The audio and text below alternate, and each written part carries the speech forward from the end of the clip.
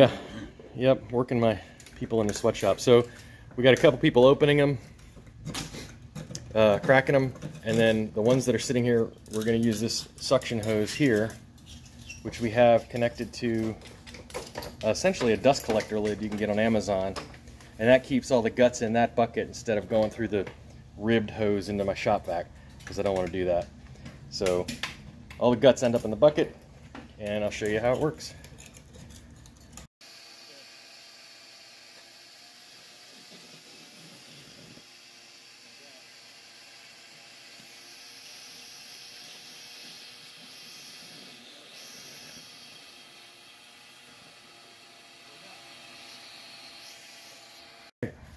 Alright, so let's see what we have on the inside of here. I just used a little top of a 2-liter bottle to create kind of a seal for the hose. And you can use a regular garden hose, that's what, same diameter. I just happen to have a clear hose. And this is just a regular fitting for your, hold that. Thank you. Here's your shop vac. What I want to know is, how dry is that? That's perfectly dry and clean. There's nothing that went up there. So that's all. Nope, it's all there. And we're just going to freeze that and use it for chum. And we have to clean. Yeah, we'll clean the hose. We'll just suck some water through it. Just straight water, and that'll flush it all out. But it's a smooth hose, not a ridged hose, so that makes a big difference. Alright, just to clarify what we're doing.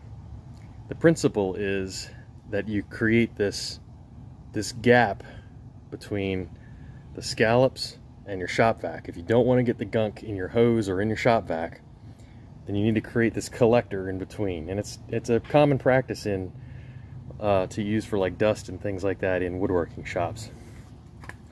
So essentially, you get this device that really it's just a modified bucket lid and has a pipe fitting for your hose to your vac, and then a same size fitting for another hose. It's meant to be to have another hose like your vac hose attached to it, but I don't want to do that because I want a smooth hose. And you can see this elbow here, kind of once it goes on the bucket, it flings the incoming, you know, as the suction pulls out here, the incoming kind of flings around and goes into the bottom of the bucket and doesn't go up back through that hose. So now I've got my shop vac hooked up to the straight end on that side, and this is the end that has the J bend in it. This is what's going to go to my smooth hose for my scallops. Now I just happen to have this kind of smooth plastic hose from some other project I had, and it's essentially 1 inch outer diameter, 3/4 inch inner diameter. You can get hose like this cut to length at like Lowe's. You can get all kinds of different hoses, but again, I think a garden hose might be too small. I know I said garden hose earlier, but I think that the diameter might be too small. But 3/4 inch works well for scallops. And like I said, you can just get a few feet of it at Lowe's.